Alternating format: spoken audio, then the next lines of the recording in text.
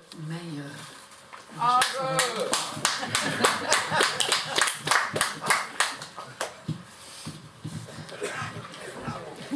Die mag een beetje omhoog. Ben ik zo goed verstaan? Ja.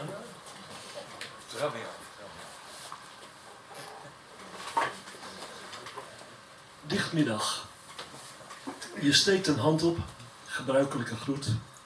Je oog verkent het vertrouwde interieur. Je sluit zonder echt om te zien de deur en je bent binnen, klaar en welgemoed. Je schudt een hand, je kust en kiest je plek. Je schuift je stoel aan, zet je tas behoedzaam neer, waarin je bundelt. Ja, nog steeds eigen beheer. En geeft maar gauw een andere draai aan het gesprek. En aan de bar vertelt iemand vol vuur.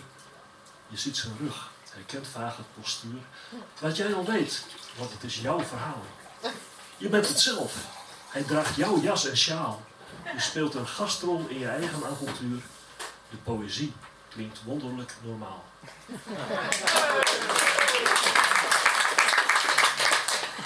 En van de ene dubbelganger naar de andere.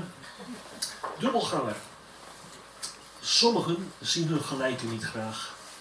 In hun omlijste wereld past enkel een ik. Ze wantrouwen de vreemdeling in de waterplas.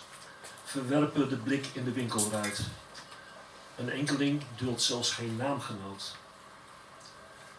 Weet hebben van een plaatsvervanger, eender in gelaat, gedaante, maakt het bestaan een duel in een spiegel.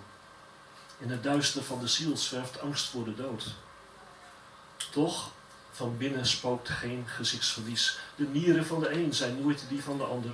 Een lever kent ze gelijken niet. In de huid de levenslijnen. Oude plooien rimpelen als een sprookjesboek waarin je de waarheid voor lief neemt. Je ogen worden minder. De wind kneedt het water. De sneeuw danst in cirkels en plakt aan de ruit. Je evenbeeld lacht naar een vreemde passant. Zijn hart bloedt, net als dat van jou.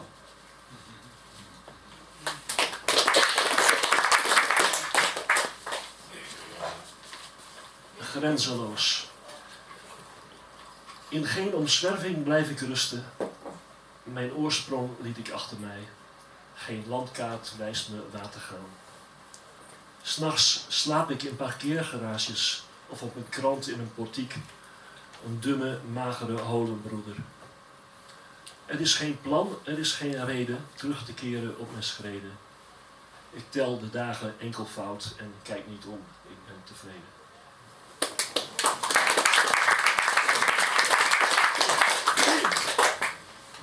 Dankjewel, Are.